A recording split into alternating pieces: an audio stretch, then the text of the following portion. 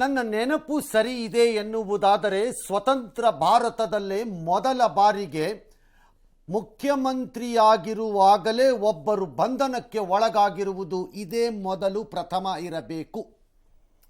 ಜಾರ್ಖಂಡ್ನ ಮುಖ್ಯಮಂತ್ರಿ ಹೇಮಂತ್ ಸೊರೇನ್, ಅವ್ರ ತಂದೆ ಶಿಬು ಸೊರೇನ್ ಜಾರ್ಖಂಡ್ ಮುಕ್ತಿ ಮೋರ್ಚಾದ ನಾಯಕ, ಜಾರ್ಖಂಡ್ನ ಮುಖ್ಯಮಂತ್ರಿ ಕೂಡ ಜಾರಿ ನಿರ್ದೇಶನಾಲಯದಿಂದ ಈಗ ಬಂಧನಕ್ಕೆ ಒಳಗಾಗಿದ್ದಾರೆ.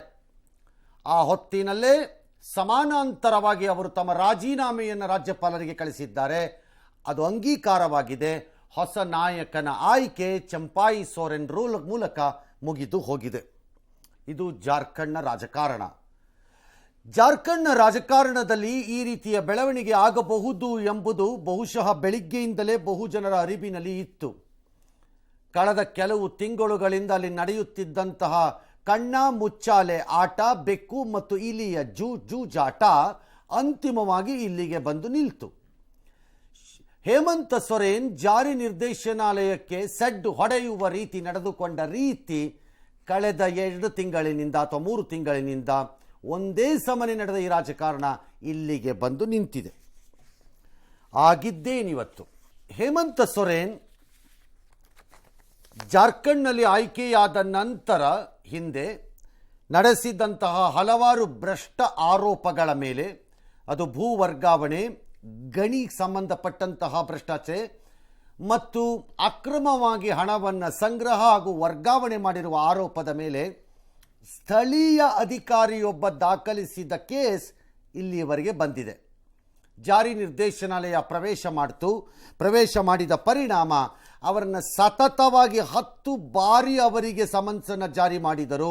ಒಂದಲ್ಲ ಒಂದು ಕಾರಣದಿಂದ ಅವರು ಅದನ್ನು ದೂರ ಉಳಿತಾನೆ ಇದ್ದರು, ಡೋಂಟ್ ಕೇರ್ ಅಂತ. ಕೊನೆಯ 10ನೇ ಬಾರಿ ಕೊಟ್ಟಾಗ ಇನ್ನೇನು ಅರೆಸ್ಟ್ ಆಗಬಹುದು ಎಂದಾಗ ಹೆಚ್ಚು ಕಡಿಮೆ 40 ಗಂಟೆಗಳ ಕಾಲ ತಲೆಮರೆಸಿಕೊಂಡು ಓಡಾಡಿದ್ದರು ಒಬ್ಬ ಸ್ಥಾಪಿತ ಸಂವಿಧಾನಕ ಹುದ್ದೆಯ ಮುಖ್ಯಮಂತ್ರಿಯಲ್ಲಿದ್ದಂತಹ ವ್ಯಕ್ತಿ. ಆದರೆ ಅಂತಿಮವಾಗಿ ಇವತ್ತು ತಾನೇ ಹಾಜರಾಗುತ್ತೇನೆ ಎಂದು ಹಾಜರಾದರು. ಅವರ ನಿವಾಸದಲ್ಲೇ ನಡೆಯಿತು 8 ಗಂಟೆಗೂ ಹೆಚ್ಚು ಕಾಲದ ವಿಚಾರಣೆ.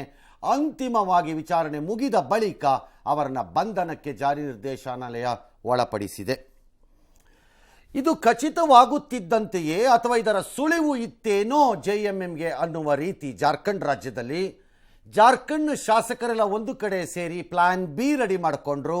ಅದು ಅವರ ಪತ್ನಿಯನ್ನು ಮಾಡಿಬಿಡುವುದು ಒಂದು. ಅದಕ್ಕೆ ಕುಟುಂಬದ ಒಳಗೆ ಮತ್ತು ಶಾಸಕರಲ್ಲಿ ಕೆಲವರಲ್ಲಿ ವಿರೋಧ ವ್ಯಕ್ತವಾಯಿತು ಎಂಬ ಮಾಹಿತಿ ಇದ್ದ ಕಾರಣ ಅಂತಿಮವಾಗಿ ಚಂಪಾಯಿ ಸೊರೇನ್ನನ್ನು ಮಾಡಲಾಗಿದೆ. ಸಹಜವಾಗಿ ಎಲ್ಲರೂ ಒಂದೇ ಕಡೆ ಕುಳಿತಿದ್ದ ಶಾಸಕರು ಅಂತಿಮವಾಗಿ ತಮ್ಮ ನೂತನ ನಾಯಕನಾಗಿ ಚಂಪಾಯಿ ಸೊರೇನನ್ನು ಆಯ್ಕೆ ಮಾಡಿಕೊಂಡು ಈಗ ರಾಜಭವನಕ್ಕೆ ತಿಳಿಸಿದ್ದಾರೆ. ಈ ಮಧ್ಯೆ ಹೇಮಂತ್ ಸೊರೇನ್ ತಮ್ಮ ರಾಜೀನಾಮೆ ಪತ್ರವನ್ನು ರಾಜ್ಯಪಾಲರಿಗೆ ಕಳಿಸಿದ್ದಾರೆ, ಅವರು ಅಂಗೀಕರಿಸಿದ್ದಾರೆ. ಒಂದು ರೀತಿ ಕುಟುಂಬಕ್ಕೆ ಆಗಬರಲ್ಲ ಅನಿಸುತ್ತೆ ಇಂಥ ಪ್ರಕ್ರಿಯೆಗಳು. ತಂದೆ ಶಿಬು ಸೊರೇನ್ ದೀರ್ಘಕಾಲದ ಹಿಂದೆ JMM ಹಗರಣ ಅಂತಲೇ ಬಂತದು, JMMದೇ ಬಂತು. ಅಂದರೆ ಓಟ್ ಹಾಕಕ್ಕೆ ಕರ್ಕೊಂಡಿದ್ರು ಆ ಕಾಲದಲ್ಲಿ ನರಸಿಂಹರಾಯರ ಸರ್ಕಾರವಿದ್ದಾಗ ಅಂತ. ಕರ್ನಾಟಕದ ಕೆಲವು ರಾಜಕಾರಣಿಗಳು ಆ ಪ್ರಕರಣದಲ್ಲಿ ತಗಲಾಕೊಂಡಿದ್ರು ಅವತ್ತು. ಎಗೇನ್ ಕರ್ನಾಟಕದ ಲಿಂಕ್ ನಾನು ಹೇಳ್ತಿರೋದು ಆ ದಿನಮಾನಗಳಲ್ಲಿ. ಅವ್ರ ತಂದೆ ಭಾಳ ಕಷ್ಟವನ್ನು ಅನುಭವಿಸಿದ್ರು ಅದರಲ್ಲಿ ಶಿಬು ಸೊರೇನ್. ಈಗ ಮಗನ ಪರಿಸ್ಥಿತಿಗೆ ಬಂದು ಕೂತಿದೆ. ಮುಂದೇನು ಗೊತ್ತಿಲ್ಲ. ಸಹಜವಾಗಿ JMMನ ಕಾರ್ಯಕರ್ತರು ರಸ್ತೆಗಿಳಿದು ಆಕ್ರೋಶವನ್ನು ವ್ಯಕ್ತಪಡಿಸ್ತಾ ಇದ್ದಾರೆ. ನನ್ನ ಪ್ರಕಾರ ಆಕ್ರೋಶ ವ್ಯಕ್ತ ಮಾಡುವಂತಹ ಈ ಸ್ಥಿತಿಯನ್ನು ತಂದುಕೊಂಡಿದ್ದೇ ಈ ಸೊರೇನ್ ತಾನೇ ತಂದುಕೊಂಡಿರೋದು. ಅವರೇ ಕಾರಣ. ಕೈಯಾರೆ ಮೈ ಮೇಲೆ ಒಂದು ಹಂಡೆನಲ್ಲಿ ಬಿಸಿನೀರನ್ನು ಸುರ್ಕೊಂಡಿದ್ದಾರೆ ಅಷ್ಟೇ. ಇವರು ನನಗೆ ಅರ್ಥ ಆಗಿಲ್ಲ ಯಾಕೆ ಇದನ್ನು ಮಾಡ್ಕೊಂಡಿದ್ದಾರೆ ಅವರುಗಳು ಅಂತ. ಇನ್ನೊಂದು ಕಡೆ ಸಹಜವಾಗಿ ಪ್ರತಿಪಕ್ಷ ಇದೆಲ್ಲ ರಾಜಕಾರಣ, ಇವೆಲ್ಲ ಪೊಲಿಟಿಕಲಿ ಮೋಟಿವೇಟೆಡ್ ಅಂತ ಎಂದಿನಂತೆ ಡಿಸ್ಮಿಸ್ ಮಾಡಿ ಬಿಸಾಕ್ತಾ ಇದ್ದಾರೆ. ಆದರೆ ಇವತ್ತು ಬೆಳಿಗ್ಗೆ ಅವರನ್ನ ವಿಚಾರಣೆಗೆಂದು ಹೋಗಿದ್ದಂತಹ ಜಾರಿ ನಿರ್ದೇಶನಾಲಯದ ಅಧಿಕಾರಿಗಳು ಅವರ ಮನೆಯನ್ನು ಪ್ರವೇಶ ಮಾಡುವ ಹೊತ್ತಿನಲ್ಲೇ ರಾಂಚಿಯಲ್ಲಿರುವಂತಹ ಹೇಮಂತ್ ಸೊರೇನ್ ಅವರ ನಿವಾಸದ ಬಳಿಯೂ ಇಡೀ ಕಚೇರಿಯ ಬಳಿಯೂ ವಿಪರೀತವಾದ ಸೆಕ್ಷನ್ 144 ಹಾಕಿ ಸಾವಿರಾರು ಪೊಲೀಸರನ್ನ ಹಾಕಿದ್ರು. ಎಲ್ಲವೂ ಒಂದೇ ಕಡೆ ಇತ್ತು. ಕೊನೆ ಒಂದು ಹಂತದಲ್ಲಿ ಹೇಮಂತ್ ಸೊರೇನ್ ಇಡಿ ಅಧಿಕಾರಿಗಳ ಮೇಲೆಯೇ ಜಾತಿ ನಿಂದನೆ ಕೇಸನ್ನು ದಾಖಲಿಸಕ್ಕೆ ಪ್ರಯತ್ನ ಮಾಡಿದ್ರು, ದಾಖಲಿಸಿದ್ದಾರೆ ಅಂತೆ. ಆದರೆ ಅದು ವರ್ಕ್ ಆಗಲಿಕ್ಕಿಲ್ಲ. ಅದು ಎಸ್ ಸರ್, ಯಾರೇ ಒಂದು ಆರೋಪ ಬಂದಾಗ ಆ ಸ್ಥಾನದಲ್ಲಿರೋ ರಾಜೀನಾಮೆ ಕೊಡಬೇಕು ಅಂತ ಯಾವುದೇ ರಾಜಕಾರಣಿ ಹೇಳ್ತಾರೆ. ಬರೀ ಇವರು ಒಬ್ಬ ಮುಖ್ಯಮಂತ್ರಿಯಾಗಿ ಆ ಕೆಲಸ ಯಾಕೆ ಮಾಡಿ? ಅದು ಆಮೇಲಿನ ಕತೆ. ಆರಂಭದಲ್ಲಿ 10 ಬಾರಿ 9 ಬಾರಿ ಸಮನ್ಸ್ ಅನ್ನ ಅಧಿಕಾರದಲ್ಲಿ ಸಾಂವಿಧಾನಿಕ ಹುದ್ದೆಯಲ್ಲಿ ಇರುವವರು ತಿರಸ್ಕಾರ ಮಾಡುವುದಂದ್ರೆ ಅರ್ಥ ಏನು? ನಾಳೆ ನ್ಯಾಯಾಲಯಗಳು ಸಮನ್ಸ್ ಕೊಡುತ್ತೆ. ಯಾವುದೋ ಒಂದು ಸರಿ 2 ಸರಿ, ಕೆಲವು ಸರಿ ವೈಯಕ್ತಿಕ ಕಾರಣಗಳಿರಬಹುದು, ಕೆಲವು ಸರಿ ಕೌಟುಂಬಿಕ ಕಾರಣಗಳೇನಾದ್ರು ಬಂದಿರಬಹುದು, ಕೆಲವು ಸರಿ ಅಧಿಕೃತವಾಗಿ ಬೇರೆ ಏನೇನೋ ಆಗಿರ್ಬೋದಪ್ಪ. ಅದಕ್ಕೆ ನಾರ್ಮಲಿ ಬಿಡ್ತಾರೆ. ಬಿಟ್ಟಾಗ ಅದಾದ್ಮೇಲೆ ಇನ್ನೊಂದು ಸರಿ ಹೋಗ್ಬಿಟ್ಟು ಈವನ್ NBW ಆಗಿದ್ರು ಅದನ್ನು ರೀಕಾಲ್ ಮಾಡಿಸಿ, ನನ್ನ ಉದ್ದೇಶಪೂರ್ವಕ ಅಲ್ಲ ಅದು, ಈ ರೀತಿ ಸಮಸ್ಯೆಯಿಂದ ಹಿಂಗಾಯಿತು, ದಯವಿಟ್ಟು ಕ್ಷಮಿಸಿ, ನಾನು ಬಂದಿದ್ದೀನಿ ಈಗ ಅಂತೇಳಿ ರೀಕಾಲ್ ಮಾಡಿಸ್ಕೊಂಡು ಬರಬೇಕು. ಇದು ನ್ಯಾಯಾಲಯದ ಪ್ರಕ್ರಿಯೆ ನಾನು ಹೇಳ್ತಿರೋದು ಕೇಸಲ್ಲಿ. ಈ ರೀತಿ ತನಿಖಾ ಸಂಸ್ಥೆಗಳು ಕರೆದಾಗ 9 ಬಾರಿ ಕರೆದ್ರು ನಾನು ಬರಲ್ಲ ಅಂತ ಉಡಾಫೆ ಹೊಡ್ಕೊಂಡು ಓಡಾಡಿದ್ರೆ ಏನು ಹೇಳಬೇಕು? ಅದಕ್ಕೆ DK ಯಾವಾಗ ಅವ್ರು ನೋಟಿಸ್ ಕೊಟ್ಟರು ಹೆಚ್ಚು ಕಡಿಮೆ 10ಕ್ಕೆ 8 ಬಾರಿ ಕರೆಕ್ಟಾಗಿ ಕೂತ್ಕೊಳ್ತಿದ್ದವರು ಅಟೆಂಡ್ ಮಾಡ್ತಿದ್ರು. ಏನಾಗುತ್ತೆ ಬಿಡುತ್ತೆ ಆಮೇಲಿನ ಪ್ರಶ್ನೆ. ನೀವು ಓಡ್ ಹೋಗುವ ರೀತಿ, ಸವಾಲು ಹಾಕುವ ರೀತಿ ಮಾಡಿಬಿಟ್ರೆ ನಾಳೆ ಚೀಫ್ ಮಿನಿಸ್ಟರ್ ಆಗಿ ಈಗ ಕರ್ನಾಟಕದಲ್ಲಿ ನಾಳೆ ಯಾರೋ ಒಬ್ಬ ಅಧಿಕಾರಿ ಲೋಕಾಯುಕ್ತದವ್ರು ಅದಕ್ಕೆ ನೋಡ್ತಾರೆ ನಾನು ಬರಲ್ಲ ಅಂತಂದ್ರೆ ಬೇರೆಯವರು ಅದೇ ಮಾಡಿದ್ರೆ ಏನು ಕತೆ? ಯಾರಿಗೆ ಹೇಳ್ತೀರಿ ನೀವಾಗ? ನಿಮ್ಮನ್ನೇ ಫಾಲೋ ಮಾಡಿದ್ರೆ ಮತ್ತೆ ಇಟ್ ವಾಸ್ ಎ ಶಿಯರ್ ಚೈಲ್ಡಿಶ್ನೆಸ್. ಅದು ಅವ್ರ ಲೀಗಲ್ ಅಡ್ವೈಸರ್ಸ್ ಯಾರಿದಾರೋ ನನಗೆ ಗೊತ್ತಿಲ್ಲ. ಅದರಲ್ಲಿ ಅಂತಿಮವಾಗಿ ಅದರಿಂದ ಎಸ್ಕೇಪ್ ಆಗಕ್ಕಾಗಲ್ಲ ಅನ್ನೋ ಕಾಮನ್ ಸೆನ್ಸು ಬೇಡವಾ? ಓಕೆ, ಅದಕ್ಕೆ ಹೇಳೋದು ಏನೀಗ? ಜಾತಿ ST ಇದರಲ್ಲಿ ಕೇಸ್ ಹಾಕ್ತಾ ಇದ್ದಾರೆ. ಇಲ್ಲದಿದ್ರೆ ಇದು ರಾಜಕೀಯ ಪ್ರೇರಿತ ಅನ್ಬಿಡೋದು. ಅರೆ, ರಾಜಕೀಯ ಪ್ರೇರಿತ ಇರಬಹುದು, ನಾನು ಇಲ್ಲ ಅಂತ ಹೇಳಿಲ್ಲ, ನನಗೆ ಗೊತ್ತಿಲ್ಲ, ಇರ್ಬೋದು. ಆದರೆ ಉದ್ದೇಶಪೂರ್ವಕವಾಗಿ ರಾಜಕೀಯ ಪ್ರೇರಿತವಾಗಿ ಮಾಡ್ತಿರೋರು ನೀ ರಾಜಕೀಯ ಪ್ರೇರಿತ ಅಂದ ತಕ್ಷಣ ಹೌದೌದು ಬೇಡ ಬಿಡೋಣ ಹಂಗಾರೆ ರಾಜಕೀಯ ಪ್ರೇರಿತ ಅಂತ ವಾಪಸ್ ಹೋಗ್ಬಿಡ್ತಾರ? ಅವ್ರು ಮಾಡ್ತಿರೋದೇ ಅವ್ರು ಅದಕ್ಕಾಗಿದ್ರೆ ಅವ್ರು ಯಾಕೆ ಬಿಡ್ತಾರೆ? ಇನ್ನು ಜಾತಿ ಮಾತೆತ್ತಿದ್ರೆ ಇಂಥ ವಿಚಾರಗಳಿಗೆ ಬಂದಾಗ ಜಾತಿ ಎತ್ಬಿಡೋದು. ಯಾವುದೇ ಜಾತಿ, ನಾನು ಸುಮ್ಮನೆ ಕರ್ನಾಟಕದಕ್ಕೆ ಹೋಲಿಕೆ ಮಾಡ್ಕೊಂಡು ಹೇಳೋದಾದ್ರೆ ಇದು ನಾನು ಪರಿಶಿಷ್ಟ ಜಾತಿ, ಪರಿಶಿಷ್ಟ ವರ್ಗ, ನನ್ನ ಲಿಂಗಾಯತರವರು, ನನ್ನ ಗೌಡ್ರವರು, ನಾವು ಬ್ರಾಹ್ಮಣರವರು, ನಾವು ಕುರುಬರು, ಈ ಥರ ಯಾವುದೋ ಒಂದು ಜಾತಿ ಹೇಳ್ಕೊಂಡ್ಬಿಡೋದು. ಯಾವ ರಕ್ಷಣೆ? ಭ್ರಷ್ಟತೆಗೆ ಜಾತಿ ಮತ್ತು ಸೈದ್ಧಾಂತಿಕ ನಿಲುವು ಅಂದರೆ ಯಾರನ್ನು ಅಪೋಸ್ ಮಾಡ್ತಾರೆ ಅನ್ನೋ ಕಾರಣಕ್ಕೆ ಅದೆರಡೂ ರಕ್ಷಣೆ ಆಗಬಾರ್ದು. ಗುರಾಣಿ ಅಲ್ಲ ಅದು. ಹೆಂಗಾಗಬೇಕು? ಮಾತೆತ್ತಿದ್ರೆ ಜಾತಿ ಅಥವಾ ಸೈದ್ಧಾಂತಿಕವಾಗಿ. ಏನು ಸೈದ್ಧಾಂತಿಕವಾಗಿ? Lalu Prasad Yadav is A convicted fellow. ಅವ್ರಿಗೆ ಬಂದಾಗ ಇದೆಲ್ಲ ಶೋಷಿತರ ಮೇಲೆ ನಡೀತಾ ಇರುವಂಥದ್ದು. ಅರೆ, ಕೋರ್ಟ್ ಹ್ಯಾಸ್ ಕನ್ವಿಕ್ಟೆಡ್.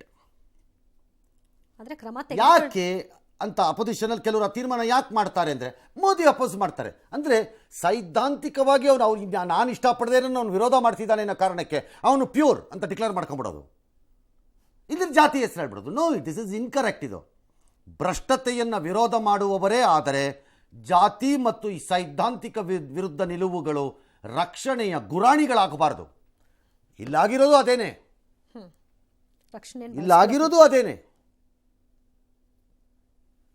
ಏನಾಗುತ್ತೆ ಸರ್ ಈ ಅಟ್ರಾಸಿಟಿ ಕೇಸ್ ಹಾಕಿದೆ? ಏನಾಗತ್ತೆ ಬಿಡತ್ತೆ ಗೊತ್ತಿಲ್ಲ. ಲಾಲೂ ಪ್ರಸಾದ್ ಯಾದವ್ ಮುಖ್ಯಮಂತ್ರಿ ಆಗಿದ್ದಾಗ ಅರೆಸ್ಟ್ ಆಗಲಿಲ್ಲ, ರಾಜೀನಾಮೆ ಕೊಟ್ಟಿದ್ರು, ಆಮೇಲೆ ಅರೆಸ್ಟ್ ಆಯಿತು. ಕರ್ನಾಟಕದಲ್ಲಿ ಯಡಿಯೂರಪ್ಪನವ್ರದ್ದು ಸಮಸ್ಯೆ ಬಂದಾಗ ಲೋಕಾಯುಕ್ತದಲ್ಲಿ ಆ ದಿನಮಾನದಲ್ಲಿ ಅವರು ರಾಜೀನಾಮೆ ಕೊಟ್ಟಿದ್ರು, ಅರೆಸ್ಟ್ ಆಯಿತು. A sitting chief minister arrest ಆಗ್ತಿರೋದು ನನ್ನ ನೆನಪಿನಲ್ಲಿ ಇದೇ ಮೊದಲು. ಮುಂದೇನಾಗಬಹುದು? ನ್ಯಾಯಾಲಯದ ಪ್ರಕ್ರಿಯೆ ನಡೆಯುತ್ತೆ. ಹೇಮಂತ್ ಸೊರೇನ್ ಸುಪ್ರೀಂ ಕೋರ್ಟ್ಗೆ ಹೋಗಿದ್ದಾರೆ ಭಾಳ ಸರಿ ರಿಲೀಫ್ ಕೇಳಿಕೊಂಡು, ಸಿಕ್ಕಿಲ್ಲ. ಅದು ಸಿಕ್ಕದೇ ಇದ್ದಾಗ ಬರಬೇಕಿತ್ತು ತಾನೇ ಇಲ್ಲಿ. ಬನ್ರಪ್ಪ, ಅದು ಏನೇನು ಪ್ರಶ್ನೆ ಕೇಳ್ತೀರಿ ಕೇಳ್ರಯ್ಯ, ಬರ್ಕೊಳ್ಳಿಪ್ಪ ಅಂತ. ಏನು ಇಲ್ಲ ಅನ್ನೋದಾದ್ರೆ ಯಾಕೆ ಅದಕ್ಕೆ ಎದುರ್ಕೊಂಡು ಏನು ಕೇಳ್ಬೋದು? ಕೇಳಿ ಕೊಡೋಣ ಲೆಕ್ಕನ, ಕೊಟ್ಬಿಟ್ರೆ ಆಯ್ತು ಲೆಕ್ಕ. ಆ ಲೆಕ್ಕ ಅವ್ರು ಒಪ್ಪಲಿಲ್ಲ, ಆಗ್ಲೂ ಬೇಕು ಅಂತ ಪೊಲಿಟಿಕಲಿ ನೀವು ಕೊಡ್ತಿರೋ ಲೆಕ್ಕ ಎಲ್ಲ ಸರಿ ಇಲ್ಲ, ನೀನು ಅರೆಸ್ಟ್ ಮಾಡ್ತೀವಿ, ಮಾಡು.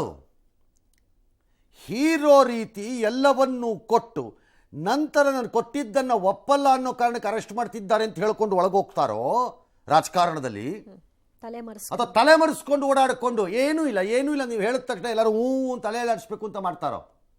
ಕಾಮನ್ ಸೆನ್ಸ್ ಇಲ್ದೇ ಇರೋ ಕೇಸೇ ಇದು ಮಾತ್ರ ನನ್ನ ಪ್ರಕಾರ. ಅದು ಯಾರ ಅಡ್ವೈಸರ್ಸೋ ಎಂಥದ್ದೋ ನನಗಂತೂ ಗೊತ್ತಿಲ್ಲ. I have no idea. ಏನಾಗ್ಬೋದು? ಕೋರ್ಟ್ಗೆ ಹೋಗುತ್ತೆ, court will hear the matter. ಒಂದು ವೇಳೆ ಈಗಲೂ ಅದು ಪೊಲಿಟಿಕಲಿ ಮೋಟಿವೇಟೆಡ್ ಆಗಿ ಅಬ್ಸಲ್ಯೂಟ್ಲಿ ನೋ ಬೇಸಿಸ್ ಅಂತ ಆಗ್ಬಿಟ್ರೆ ಆಗ ಕೋರ್ಟ್ ವಿಲ್ ನಾಟ್ ಇದು ನನ್ನ ಪ್ರಕಾರ ಜಾಮೀನು ಬಿಡುಗಡೆ ಆಗತ್ತದು, ಓಕೆ, ಜಾಮೀನಾಗತ್ತೆ ಅದಕ್ಕೆ. ಕೆಲವೊಮ್ಮೆ ರಾಜಕಾರಣಿಗಳು ಏನೂ ಇಲ್ಲ, ಇದೆಲ್ಲ ರಾಜಕೀಯ ಪ್ರೇರಿತ, ಇವೆಲ್ಲ ರಾಜಕೀಯ ಪ್ರೇರಿತ ಅಂತಲೇ ಇರ್ತಾರೆ. ನಾನು ಏನು ಮಾಡಿಲ್ಲ, ನಾನು ಬಿಳಿ ಬಣ್ಣ ಹುಟ್ಟಿದ್ದೆ ನನ್ನಿಂದ, ಅಷ್ಟು ಪರಿಶುದ್ಧ, ನಾನೇ ಅಷ್ಟು ಪರಿಶುದ್ಧನಾದವನು ಅಂತೆಲ್ಲ ಹೇಳ್ತಿರ್ತಾರೆ. ಅದ್ರಂಗೆ ನಡೆಯಲ್ಲ. ಫಾರ್ ಎಕ್ಸಾಂಪಲ್, ಸ್ಟ್ರೇಂಜ್ಲಿ ಅದಕ್ಕೆ ಕಾರಣ ಏನು ಬೇಕಾದ್ರೂ ಇರ್ಬೋದು, ನನಗೆ ಗೊತ್ತಿಲ್ಲ. ಕಾನೂನಲ್ಲಿ ಆಪಿನ ಲೀಡರ್ಗಳಿಗೆ ತಿಪ್ಪರ್ಲಾಗ ಹೊಡೆದ್ರು ಬೇಲ್ ಕೊಡ್ತಾ ಇಲ್ಲ ಕೋರ್ಟ್ಗಳು, ಬೇಲ್ ಸಿಗದೆ ಇರೋ ಪರಿಸ್ಥಿತಿ ಕೊಡ್ತಾ ಇಲ್ಲ. I can't understand this. ಹಾಗಿದ್ದಾಗ ಇವಾಗ ನ್ಯಾಯಾಲಯಕ್ಕೆ ಹೋಗುತ್ತೆ, ನ್ಯಾಯಾಲಯದಲ್ಲಿ ಏನು ತೀರ್ಮಾನ ಆಗುತ್ತೋ ಅದು ಆಗಬೇಕು.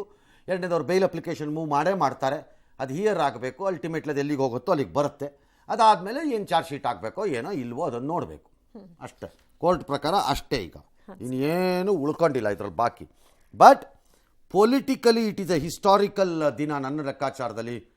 ಪ್ರಥಮ ಬಾರಿಗೆ ಸ್ವತಂತ್ರ ಭಾರತದಲ್ಲಿ ನನಗೆ ಗೊತ್ತಿರುವ ಪ್ರಕಾರದಲ್ಲಿ ಮೊದಲ ಬಾರಿಗೆ ಒಬ್ಬ ಹಾಲಿ ಮುಖ್ಯಮಂತ್ರಿಯನ್ನು ಎನ್ಫೋರ್ಸ್ಮೆಂಟ್ ಡೈರೆಕ್ಟರೇಟ್ ಜಾರಿ ನಿರ್ದೇಶನಾಲಯ ಬಂಧನಕ್ಕೆ ಒಳಪಡಿಸಿರುವುದು. ಬಂಧನ ಆಗ್ತೀನಿ ಅಂತ ಗೊತ್ತಿದ್ದು ರಾಜೀನಾಮೆ ಕೊಡಬಹುದಿತ್ತೇನೋ ಅಲ್ಲ ಸರ್? ಕೊಡ್ಬೋದಿತ್ತು, ಕೊಟ್ಟು ಬೇಕಿದ್ದರೆ ಅದರಿಂದ ಆಚೆ ಬಂದು ಬೇರೆಯವ್ರು ಮಾಡ್ಕೋಬೋದಿತ್ತು. ಅದು ಅವ್ರವ್ರಿಗೆ ಬಿಟ್ಟಿದ್ದ ಆಯ್ಕೆ. ಕೆಲವೊಮ್ಮೆ ಕೆಲವು ಬಂಧನಗಳನ್ನು ಕೆಲವು ಕುತ್ತಿಗೆಗೆ ತರೋವರೆಗೂ ತಂದು ಅದರಿಂದ ನಾವು ಒಂದಿಷ್ಟು ರಾಜಕೀಯವಾಗಿ ಲಾಭ, ಅನುಕಂಪ, ಮೈಲೇಜಿನ ಪಡ್ಕೊಳ್ಳೋಣ ಅನ್ನೋ ಪ್ಲಾನೂ ಇರುತ್ತೆ ರಾಜಕಾರಣಕ್ಕೆ. ಅದೇನು, ಯಾಕಂದರೆ ಈಗ ರಾಜಕಾರಣದಲ್ಲಿ ಜೈಲಿಗೆ ಹೋಗೋದು ದೊಡ್ಡ ಸಮಸ್ಯೆ ಏನಾಗಿಲ್ಲ, ಅದು ಅಪರಾಧ ಅಂತ ಕಾಣಿಸೋದೇ ಇಲ್ಲ, ಅನಿಸಿಲ್ಲ. ಹಾಗಾಗಿ ಅದೂ ಇರ್ಬೋದು, ಗೊತ್ತಿಲ್ಲ ನನಗೆ. ನಾನು ಹೀರೋ ಆಗ್ಬಿಡೋಣ ಹಂಗೆಲ್ಲ ಮಾಡ್ಬಿಟ್ಟು ಅಂತಲೂ ಇರ್ಬೋದು ಪ್ಲ್ಯಾನ್, ಗೊತ್ತಿಲ್ಲ. ಆಲ್ ರೈಟ್, ಇದು ಒಂದು ಕಡೆ ನಿಮಗೆ ಪ್ರಮುಖ ಸುದ್ದಿ ಆಗಿದ್ದರೆ, ಈಗಷ್ಟೇ ಬರ್ತಾ ಇರೋಂಥ ಸುದ್ದಿ ರಾಂಚಿಯಿಂದ, ಜಾರ್ಖಂಡ್ನ ರಾಜ್ಯದಿಂದ ಪ್ರಿಡಾಮಿನೆಂಟ್ಲಿ ಬಹುತೇಕ ಜಾರ್ಖಂಡ್ ಪರಿಶಿಷ್ಟ ಬುಡಕಟ್ಟು ಜನಾಂಗ ಇರಬಹುದಾದ ರಾಜ್ಯ ಅದು. ಅಂದರೆ ST ತುಂಬ ಜಾಸ್ತಿ ಇರೋವಂಥ ರಾಜ್ಯ ಅದು. ದೀರ್ಘಕಾಲದ ನಂತರ ಅದು ರಾಜ್ಯವಾಗಿ ರೂಪುಗೊಳ್ತು. ಇವತ್ತು ಈ ಪರಿಸ್ಥಿತಿಗೆ ಬಂದು ನಿಂತಿದೆ ಅಲ್ಲಿ. ಆಲ್ ರೈಟ್, ಇದು ಒಂದು ಕಡೆ ಮೊದಲ ಸುದ್ದಿ. ಎರಡನೆಯ ಸುದ್ದಿ ಪ್ರಮುಖವಾದ್ದು. ಇದು ಇನ್ನೊಂದು ಪ್ರಮುಖವಾದ ಸುದ್ದಿ. ಶ್ರೀರಾಮಚಂದ್ರನ ಪ್ರಾಣ ಪ್ರತಿಷ್ಠಾಪನೆ ಕಾರ್ಯ ಮುಗಿದಿರೋ ಸೊಗಡಿ ಇನ್ನೂ ಹೋಗೇ ಇಲ್ಲ. ಇನ್ನೂ ಅದರದ್ದೇ ಗಂಧದ ಕಡ್ಡಿ ಹಚ್ಚಿರೋ ವಾಸನೆ ಎಲ್ಲ ಕಡೆನೂ ಬರ್ತಾ ಇದೆಯಾ? ಇನ್ನು ಜನ ಗುಂಗಲ್ಲೇ ಇದ್ದಾರೆ. ಅಯೋಧ್ಯೆಯಲ್ಲಂತೂ ಹೇಳೋಂಗಿಲ್ಲ ಕೇಳೋಂಗಿಲ್ಲ, ಆ ಪ್ರಮಾಣದಲ್ಲೇ ಇದ್ದಾರೆ ಜನ. ಅದರ ಬೆನ್ನ ಹಿಂದೆಯೇ ಎ ಸಿವಿಲೈಸೇಷನ್ ರೈಸಿಂಗ್, ಅಂದರೆ ಒಂದು ಸಂಸ್ಕೃತಿ ಹೇಗೆ ಮತ್ತೆ ತಲೆ ಎತ್ತಿ ನಿಲ್ಲುತ್ತಾ ಇದೆ ಒಂದು ಅನ್ನೋದಕ್ಕೆ ಪೂರಕವಾಗೋ ಎಂಬಂತೆ ಕಾಶಿಯ ಜ್ಞಾನವ್ಯಾಪಿ ಪ್ರಕರಣಕ್ಕೆ ಬಿಗ್ ಟ್ವಿಸ್ಟ್ ಸಿಕ್ಕಿದೆ. ಹಿಂದೂಗಳು ಕಳೆದ 30 ವರ್ಷದಿಂದ ಹೆಚ್ಚು ಕಡಿಮೆ ನಡೆಸ್ತಾ ಇರುವಂಥ ಕಾನೂನಿನ ಹೋರಾಟಕ್ಕೆ ಕೆಳ ನ್ಯಾಯಾಲಯದಲ್ಲಿ ಮೊದಲ ಜಯ ಸಿಕ್ಕಂಗೆ ಕಾಣಿಸ್ತಾ ಇದೆ, ಅಥವಾ ಮೊದಲ ಬಾರಿಗೆ ನ್ಯಾಯ ಲಭಿಸಿದಂತಿದೆ. ಜಯ ವಿಜಯದ ಪ್ರಶ್ನೆ ಅಲ್ಲ, ಜಯ ಅಪಜಯದ ಪ್ರಶ್ನೆ ಅಲ್ಲ. ಪುರಾತತ್ವ ಇಲಾಖೆ ನಡೆಸಿದ ಸರ್ವೇಕ್ಷಣೆಯಲ್ಲಿ ಮಸೀದಿ ನಿರ್ಮಾಣ ಆಗಿರುವುದು ಮಂದಿರದ ಮೇಲೆಯೇ ಎಂಬ ವರದಿ ಬಂದಿದ್ದು ನಿಮಗೆಲ್ಲ ಗೊತ್ತು. ಇದರ ಆಧಾರದಲ್ಲಿ ಹಿಂದೂಗಳ ಮನವಿಯಂತೆ ಅಲ್ಲಿಯ ಪೂಜೆಯ ಅಧಿಕಾರ ನಮಗಿದೆ ಹಾಗಾದರೆ ಅಂತ ಕೇಳಿದ್ದನ್ನು ಕೆಳ ನ್ಯಾಯಾಲಯ ವಾರಣಾಸಿಯ ಕೋರ್ಟ್ ಇವತ್ತು ನ್ಯಾಯಮೂರ್ತಿಗಳು ಹೌದು ಅಧಿಕಾರ ಇದೆ, ಕೆಳಗಡೆ ಕಣಿಸಿರುವಂತಹ ಜಾಗದಲ್ಲಿ 10 ಜಾಗ ಎಲ್ಲಿದೆ ವಿಗ್ರಹಗಳು ಸಿಕ್ಕಿರಬಹುದಾದ ಗುರುಹುಗಳು ಸಿಕ್ಕಿರೋ ಜಾಗದಲ್ಲಿ ನೀವು ಮಾಡ್ಕೋಬೋದು.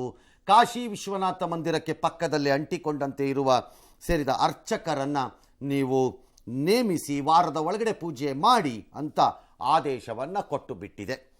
ನ್ಯಾಯಮೂರ್ತಿ ಕೊಟ್ಟಂತಹ AK ವಿಶ್ವೇಶ್ ವಾರಣಾಸಿ ಕೋರ್ಟ್ನ ನ್ಯಾಯಮೂರ್ತಿಗಳು ಇವತ್ತೇ ರಿಟೈರು ಆಗೋಗಿದ್ದಾರೆ. ಎಲ್ಲವೂ ಒಂಥರ ಅಯೋಧ್ಯೆಲಾದಂಗೆ ಇದ್ದಂಗಿದೆ. ಇದು ಅವರು ರಿಟೈರ್ ಆಗಿದ್ದರು, ಇವರು ರಿಟೈರ್ ಆಗಿದ್ದಾರೆ. ಸ್ಥಳೀಯ ಆಡಳಿತಕ್ಕೆ ಕೊಟ್ಟಿದ್ದಾರೆ. ಸಹಜವಾಗಿ ಎಲ್ಲರಿಗೂ ಸಂತೋಷ ಆಗಿ ಕೂತಿದ್ದಾರೆ. ಮುಂದೊಂದು ದಿನ ಏನಾಗಬಹುದು ಗೊತ್ತಿಲ್ಲ. ಇನ್ನು ಇದು ದೊಡ್ಡದು, ವಾರದಲ್ಲಿ ಪೂಜೆ ಪ್ರಾರಂಭ ಮಾಡ್ತೀವಿ ಅಂತ ಕಾಶಿ ಮಂದಿರ ಟ್ರಸ್ಟ್ ಈಗಾಗಲೇ ಹೇಳಿಬಿಟ್ಟಿದೆ. ಆದರೆ ಮುಸ್ಲಿಂ ಸೈಡಿಂದ ಆ ಕಡೆಯಿಂದ ಅಬ್ಜೆಕ್ಷನ್ ಹಾಕಿರೋರು, ಅಂದರೆ ಆಕ್ಷೇಪ ಹಾಕಿರೋರು, ನಾವು ಮೇಲ್ಮನವಿಲಿ ಹೋಗ್ತೀವಿ ಅಲಹಾಬಾದ್ ಹೈಕೋರ್ಟ್ಗೆ ಅಂತಿದ್ದಾರೆ. ಹೋಗ್ಬೋದು, ಅದಕ್ಕೆ ಕಾನೂನು ಪ್ರಕಾರ ಜಾಗ ಇದೆ. ಈ ವಿಚಾರದಲ್ಲಿ ಕಾಂಗ್ರೆಸ್ ತನ್ನ ನಿಲುವನ್ನು ಸ್ಪಷ್ಟಪಡಿಸಬೇಕು ಅಂತ BJP ಹೇಳಿದೆ. ನಾನು ಅವತ್ತೇ ಕೇಳಿದೆ ಈ ಪ್ರಶ್ನೆ, ಕೋರ್ಟ್ ಏನಾದ್ರು ಹೇಳಿಕೊಳ್ಳಿ, ನಿಮ್ಮ ನಿಲುವೇನು ಹೇಳಿ ನೋಡೋಣ ಅಂತಂದೆ. ಆಯಿತು ಇವತ್ತು ಹೇಳ್ತಾರ ಬಿಡ್ತಾರ. ವಿಪಕ್ಷ ನಾಯಕ ಅಶೋಕ್ ಅವರು ಶ್ರೀರಂಗಪಟ್ಟಣ ವಿಚಾರವನ್ನು ಮಸೀದಿಗೆ ಮುನ್ನೆಲೆ ತರುವಂಥ ಸುಳುವನ್ನು ತಂದಿದ್ದಾರೆ. ಅದು ಮಾಮೂಲು ಇವ್ರುಗಳದ್ದು ಲೋಕಲಿ ಸುಮ್ಮನೆ ಇರ್ತಾರೆ, ತಲೆ ಮೇಲೆ ಹಿಂಗೆ ಬಾಂಡ್ಲೆ ಹಾಕ್ಕೊಂಡು ಇನ್ನೇನು ಮತ್ತೆ ಮೈಗೆಲ್ಲ ಎಣ್ಣೆ ಹಾಕೊಂಡು ಓಡಾಡ್ತಿರ್ತಾರೆ ಬಾಂಡ್ಲೆ ಹಾಕ್ಕೊಂಡು. ಎಲ್ಲೋ ಆದಾಗ ಇಲ್ಲೂ ಎಲ್ಲ ಇದೆಯಲ್ಲ ಟಂಟ ಹೊಡ್ಕೊಂಬರ್ತಾರೆ. ಸುಮ್ಮನೆ ಕೂತ್ಕೊಳ್ರಿ. ಎಸ್, ಸತ್ಯ ಗೆಲ್ಲೇಬೇಕು. ಸತ್ಯ ಯಾವತ್ತೂ ಸೋಲಕ್ ಸಾಧ್ಯನೇ ಇಲ್ಲ. ಕಾಂಗ್ರೆಸ್ ಅಸತ್ಯದ ಪರ ನಿಂತ್ಕೊಳ್ತು, ಹಾಗಾಗಿ ರಾಜಕೀಯವಾಗಿ ನಾಶವಾಗೋಯ್ತು. ಈ ಪಾಪಿಗಳು ಮತಾಂಧರು ಹಿಂದೂ ದೇವಾಲಯಗಳನ್ನು ಒಡೆದು ಕಾಂಗ್ರೆಸ್ ತನ್ನ ನಿಲುವನ್ನು ಸ್ಪಷ್ಟಪಡಿಸಬೇಕು. ಮುಖ್ಯಮಂತ್ರಿ ಸಿದ್ದರಾಮಯ್ಯನವ್ರ ನಿಲುವು ಸ್ಪಷ್ಟಪಡಿಸಬೇಕು. ಆ ಹಿಂದೂ ದೇವಾಲಯ ಒಡೆದ ಪಾಪಿ ಔರಂಗಜೇಬ್ ಜೊತೆಗೆ ಕಾಂಗ್ರೆಸ್ ಗುರುತಿಸ್ಕೊಳುತ್ತೋ ಅಥವಾ ಶಿವಭಕ್ತರ ಜೊತೆ ಗುರುತಿಸ್ಕೊಳ್ತಾರೋ ಅನ್ನೋದನ್ನ ಕಾಂಗ್ರೆಸ್ ಸ್ಪಷ್ಟಪಡಿಸಬೇಕು. ಇವತ್ತ ಕೋರ್ಟ್ ಮಾಡಿರೋ ಆದೇಶವನ್ನ ನಾನು ಪೂರ್ಣ ಮನಸ್ಸಿಂದ ಸ್ವಾಗತ ಮಾಡ್ತೀನಿ. ಶ್ರೀರಂಗಪಟ್ಟಣದಲ್ಲಿ ನೋಡಿ ಆ ಕಂಬಗಳೆಲ್ಲ ನಾಗರ ಕೆತ್ತನೆ. ನಾಗರಿಗೂ ಸಾಬಿಗೂ ಏನು ಸಂಬಂಧ ರೀ? ನಾನು ಮುಸಲ್ಮಾನ್ ಬಂಧುಗಳಲ್ಲಿ ವಿನಂತಿ ಮಾಡ್ತೀನಿ, ದಾಳಿಗಳಿಂದ ದೌರ್ಜನ್ಯದಿಂದ ಆಗಿದ್ದು ದಯವಿಟ್ಟು ಅವರೇ ನೋಡ್ಲಿ, ಬೇಕಾದ್ರೆ ವಾಲಂಟಿಯರ್ ಬಿಟ್ಕೊಡೋದು ಒಳ್ಳೇದು. ಸೌಹಾರ್ದತವಾಗಿ ಬಾಳುವಂಥದ್ದಕ್ಕೆ ಇದೊಂದು ನಾಂದಿ ಆಗ್ತೈತೆ. ಆದಷ್ಟು ಓಕೆ, ವಾಲಂಟರಿಯಾಗಿ ಅವ್ರು ಬಿಟ್ಕೊಡಬೇಕು ಅನ್ನೋದು ಬಹುಜನರ ಮಾತುಗಳು ಇವತ್ತು ದೇಶದಲ್ಲಿ. ಬಟ್ ಹಾಗಾಗ್ಲಿಕ್ಕಿಲ್ಲ ಅನ್ಸತ್ತೆ ನನಗೆ. ಯಾಕಂದರೆ ಅದು ಮುಂದಕ್ಕೆ ಹೋಗುತ್ತೆ, ನ್ಯಾಯಾಲಯದಲ್ಲಿ ಅದು ಇತ್ಯರ್ಥವಾಗಬೇಕಾದಂಥದ್ದು ಬರುತ್ತೆ. ಕಾರಣ ಮುಸ್ಲಿಂ ಪರವಾಗಿದ್ದಂಥ ಅಂದರೆ ಮುಸ್ಲಿಮರ ಪರ ವಾದ ಮಾಡ್ತಿರೋರು ಹೇಳ್ತಿರೋದು ಪ್ರಶ್ನೆ ದೇವಸ್ಥಾನ ಇದೆಯಾ ಇಲ್ವಾ ಅನ್ನೋದಕ್ಕಿಂತ ನಮ್ಮದು ಪೂಜಾ ಸ್ಥಳಗಳ ಕಾಯ್ದೆಯ ಮೇಲೆ ನಮ್ಮದು ಹಕ್ಕಿದೆ ಅನ್ನೋದು ಒಂದು ಬಂದಂಗಿದೆ. ಪೂಜಾ ಸ್ಥಳಗಳ ಕಾಯ್ದೆಯ ಕೆಲವು ಉಪವಿಧಿ ಕಲಂಗಳು ಹಾಗಿದ್ದಂಗಿಲ್ಲ. ನಾನು ಓದ್ತಾ ಕೂತಿದ್ದೆ ಅದನ್ನು, ನಂಗೆ ಗೊತ್ತಿಲ್ಲ ನಾಳೆ ನ್ಯಾಯಾಲಯದ ಅದಕ್ಕೆ ಯಾವ ವ್ಯಾಖ್ಯಾನವನ್ನು ಕೊಡ್ತಾರೋ. ಅಲ್ಲಿ 100 ವರ್ಷಗಳ ಒಂದು ಲಿಮಿಟೇಷನ್ ಏನೋ ಒಳಗೆ ಬರ್ತಾ ಇರೋಂಗಿದೆ. ಅದರಲ್ಲಿ ನೋಡ್ತಾ ಇದ್ದೆ ಕೂತ್ಕೊಂಡು, ಸುಮ್ಮನೆ ಕುತೂಹಲಕ್ಕೆ ಇದೆಲ್ಲ ಹೇಳ್ತಿದ್ದಾರಲ್ಲ ಅನ್ನೋ ಕಾರಣಕ್ಕೆ. ಅದು ನೋಡೋಣ ಆಮೇಲೆ. ಕೋರ್ಟ್ ಏನು ಹೇಳಿದೆ ಇವತ್ತು ಫಸ್ಟ್ ನೋಡ್ಬಿಡೋಣ ಬೇಗ ಅಲ್ವಾ, ಆಮೇಲೆ ಬಜೆಟ್ಟು. ಟೈಮೇ ಇಲ್ಲ ಇವತ್ತು. ಜ್ಞಾನವ್ಯಾಪಿ ಕಟ್ಟಡದ ದಕ್ಷಿಣ ಭಾಗದಲ್ಲಿ ಒಂದು ನೆಲಮಾಳಿಗೆ ಇದೆ. ಇದನ್ನು ಕಾಶಿ ವಿಶ್ವನಾಥ ಟ್ರಸ್ಟ್ ಸೂಚಿಸುವ ಅರ್ಚಕರಿಗೆ ಹಸ್ತಾಂತರಿಸಬೇಕು. ಪೂಜೆ ರಾಗಭೋಗಕ್ಕಾಗಿ ನೆಲಮಾಳಿಗೆಯ ವಿಗ್ರಹಗಳನ್ನು ಕೊಡಬೇಕು. ಪೂಜಾ ಸ್ಥಳದಲ್ಲಿ ಕಬ್ಬಿಣದ ಬೇಲಿ ಇತ್ಯಾದಿಗಳನ್ನು ಬೇಕಿದ್ರೆ ಅವಶ್ಯಕತೆ ಇದ್ದರೆ ನಿರ್ಮಿಸ್ಕೊಳ್ಳಿ. ಮತ್ತು ಕಾಶಿ ವಿಶ್ವನಾಥ ಮಂದಿರದ ನಂದಿಯಿಂದ ದೃಷ್ಟಿಯಲ್ಲಿರುವಂತಹ ಜಾಗ ಮಧ್ಯ ಇರುವಂಥ ಇದನ್ನೆಲ್ಲ ತೆಗಿತೀವಿ ಅಂತ ಅವರೇನೋ ಹೇಳಿದ್ದಾರೆ. ಸುಲಭವಾಗಿ the reason is Nandi is facing Shringaragowri complex ಅಂತಲೇ ಇರೋದಲ್ಲಿ, ಹಾಗಾಗಿ ಅದು ಬಂದಿದೆ. ಜ್ಞಾನವ್ಯಾಪಿ ಪೂಜಾ ವಿವಾದ ಏನು ಪ್ರಾಬ್ಲಮ್? ಈ ಇಶ್ಯೂನಲ್ಲಿ ಆಗಿರೋದು ಏನು ಅಂದರೆ 1993ರವರೆಗೆ ವ್ಯಾಸ್ ಕುಟುಂಬ ಈ ನೆಲಮಾಳಿಗೆಯಲ್ಲಿ, ಅದೊಂದು ಕುಟುಂಬ, ಅವರು ನೆಲಮಾಳಿಗೆಯಲ್ಲಿ ಪೂಜೆಯನ್ನು ಮಾಡ್ತಾ ಇದ್ದರು.